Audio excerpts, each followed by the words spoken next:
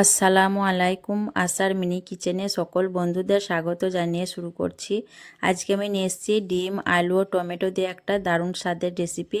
তো এটা আমার একটা নিজস্ব রেসিপি, আমি যেভাবে বাড়িতে বানাই সেটাই আপনাদের সাথে শেয়ার করছি, যাতে আপনারাও এভাবে এই রেসিপিটি স্বাদ নিতে পারেন। তো খুবই দুর্দান্ত স্বাদের একটা রেসিপি, একবার খেলে কিন্তু এর স্বাদ মুখে লেগে থাকবে, কিছুতেই ভুলতে পারবেন না। একবার খেলে কিন্তু বারবার খেতে চাইবেন। আর বাড়িতে যখন মাছ মাংস কিংবা সবজিপাতি না থাকলে খুব সহজেই কিন্তু এই রেসিপিটা বানিয়ে খুব সহজেই একতলা ভাত নিমেষেই খেয়ে নিতে পারবেন। তো চলুন আজকের এই রেসিপিটি দেখে নেওয়া যাক। আর যারা নতুন বন্ধু আমার ভিডিওটি দেখছেন, ভালো লেগে থাকলে অবশ্যই আমার চ্যানেলটিকে সাবস্ক্রাইব করে আমার পাশে থাকবেন। আজকের রেসিপির জন্য আমার যা যা লাগছে একটু দেখিয়ে দিচ্ছি। এখানে দেখুন আমি দুটো ডিম আগে থেকে সেদ্ধ করে নিয়েছি। আমি ডিমগুলোকে খোসা ছাড়িয়ে এইভাবে করে মাঝ বরাবর একটা চাকু দিয়ে দু আধখানা করে কেটে নিয়েছি। আর এখানে আমি নিয়েছি দেখুন একটা বড় সাইজের টমেটোটাকে আমি মাঝ বরাবর কেটে দু পিস করে নিয়েছি। আর এখানে আছে আমার একটা বড় সাইজের আলুটাকে দেখুন আমি এরকম পাতলা পাতলা করে কেটে নিয়েছি, যাতে খুব তাড়াতাড়ি সেদ্ধ হয়ে যায়। তার জন্য আমি আলুটাকে এইভাবে পাতলা স্লাইস করে কেটে নিয়েছি। আর এখানে আমি একটা বড় সাইজের আলু ব্যবহার করেছি। আর এখানে আমি নিয়েছি 3টে শুকনো লঙ্কা। আপনারা চাইলে আলু আর ডিম বেগুনের পরিমাণটা বাড়িয়ে কমিয়ে নিতে পারেন। প্রথমে আমি দেখুন লঙ্কা আর টমেটোটাকে একটা অন্য প্লেটের মধ্যে নিয়ে নিচ্ছি। আমি ডিম আর আলুর মধ্যে একটু নুন হলুদ মাখিয়ে নেব, তার জন্য লঙ্কাটা আর টমেটোটাকে অন্য প্লেটের মধ্যে তুলে নিলাম। তারপর আমি ডিম আর আলুগুলোকে প্লেটের মধ্যে একটু চাড়িয়ে নিয়ে নিচ্ছি, যাতে নুন হলুদটা মাখতে সুবিধা হয়। তারপর আমি এখানে দিয়ে দিচ্ছি দেখুন পরিমাণ মতো নুন,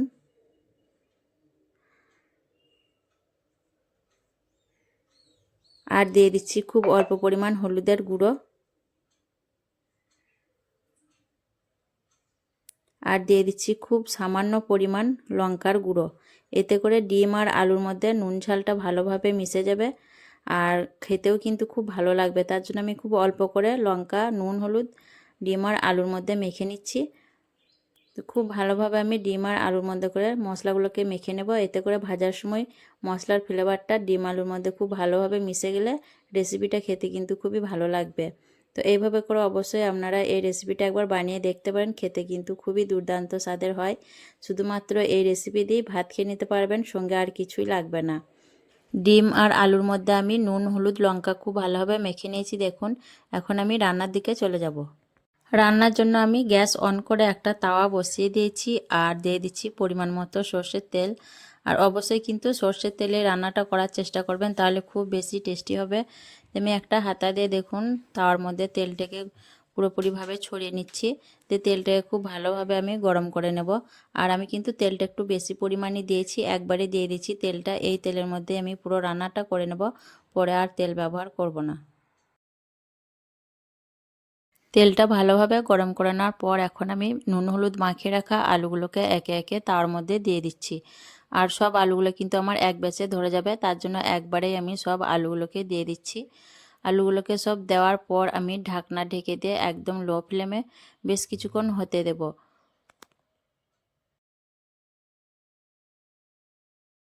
কিছুক্ষণ পর আমি আবারও ঢাকনা তুলে নিচ্ছি, দিয়ে আলুগুলোকে আমি একবার পাল্টে দেব। সব আলুগুলোকে আমি একটা হাতা দিয়ে দেখুন পাল্টে দিচ্ছি।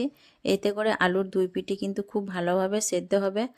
আর আলুগুলো পাল্টে নেওয়ার পর আমি আবারও ঢাকনা দিয়ে দিয়ে আলুগুলোকে খুব সুন্দরভাবে সেদ্ধ করে নেব। মাঝে মধ্যে উল্টে পাল্টে নেব, আর ঢাকনা দিয়ে খুব ভালোভাবে আলুগুলোকে সেদ্ধ করে নেব। যতক্ষণ অবধি আলুগুলো খুব ভালোভাবে সেদ্ধ হয়ে যাবে, ততক্ষণ অবধি আমি আলুগুলোকে ঢেকে ঢেকে এইভাবে করে সেদ্ধ করে নেব।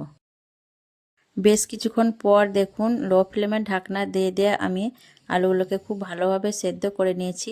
দেখুন প্রত্যেকটা আলুই কিন্তু খুব সুন্দরভাবে সেদ্ধ হয়ে গেছে। এখন আমি আলুগুলোকে একটা জায়গার মধ্যে তুলে নেব। আর আলুর মধ্যে দেখুন খুব সুন্দর একটা কালারও চলে এসছে। আলুগুলোকে আমি একে একে তুলে নিচ্ছি।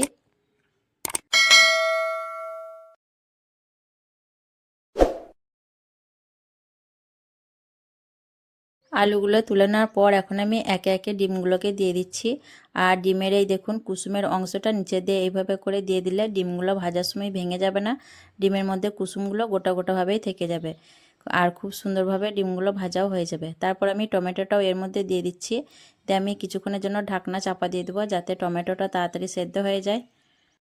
কিছুক্ষণ পর আমি ঢাকনা খুলে নিয়ে ডিমগুলোকে একবার পাল্টে নিচ্ছি, যাতে ডিমের দু পিঠই ভালোভাবে ভাজা হয়ে যায়, তার জন্য একবার এই পিঠ ওই পিঠ করে আমি ডিমগুলোকে পাল্টে নেব। আর টমেটোটাও এখন হতে থাক, টমেটোটা হতে একটু দেরি হবে। ডিমগুলোকে উল্টে পাল্টে আবার আমি কিছুক্ষণ হতে দেব।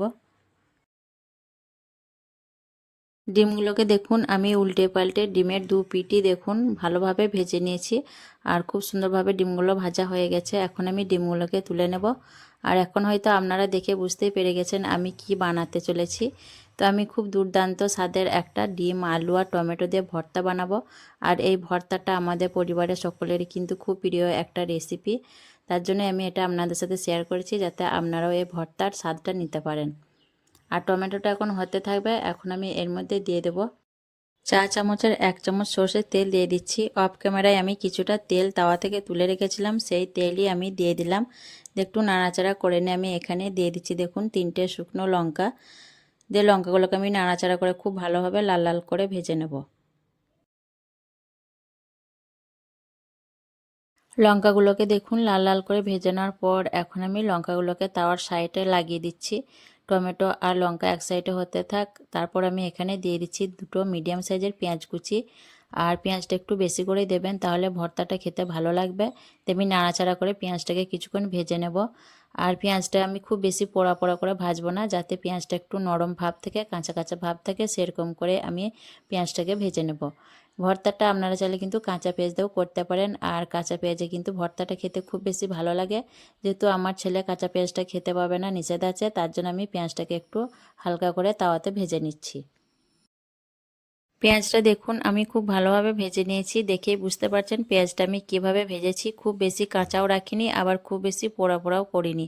আমি মাঝারিভাবে পেঁয়াজটাকে ভেজে নিয়েছি। এখন আমি গ্যাসের ফ্লেমটাকে অফ করে দিয়ে পেঁয়াজটা একটু ঠান্ডা করে নিয়ে তারপর আমি ভর্তাটা বানিয়ে নেব। সব কিছুই ভালোভাবে ঠান্ডা করার পর আমি ভর্তাটা বানিয়ে নেব। তার জন্য দিয়ে দিচ্ছি খুব অল্প পরিমাণ নুন। আর এখানে আমি 2টো ভাজা লঙ্কা ব্যবহার করেছি। আমি খুব বেশি ঝাল দেব না, আপনারা চাইলে নিজেদের পছন্দ অনুযায়ী ঝালটা দিতে পারেন। যেহেতু আমার বাড়িতে ছোট বাচ্চা আছে, ছেলে মেয়েরা ছোট, সবাই কিন্তু ভর্তাটা খাবে, তার জন্য আমি ঝালের পরিমাণটা কম দিয়েছি। আর আমার ছেলে মেয়েদের কিন্তু এই ভর্তাটা খুবই প্রিয়। আমি এদিকে ভর্তা বানাচ্ছি আর ওরা কিন্তু আমাকে খুবই জ্বালাতন করছে ভর্তা তৈরি কখন হবে। তো আমি দেখুন লঙ্কাটাকে খুব ভালোভাবে গুঁড়ো করে নিলাম। তারপর আমি আলুগুলোকে খুব ভালোভাবে ম্যাশ করে নেব। আর এইভাবে অবশ্যই একবার ভর্তাটা আলু ডিম ভেজে বানিয়ে দেখবেন, খুবই কিন্তু মজার হয় এই ভর্তাটা।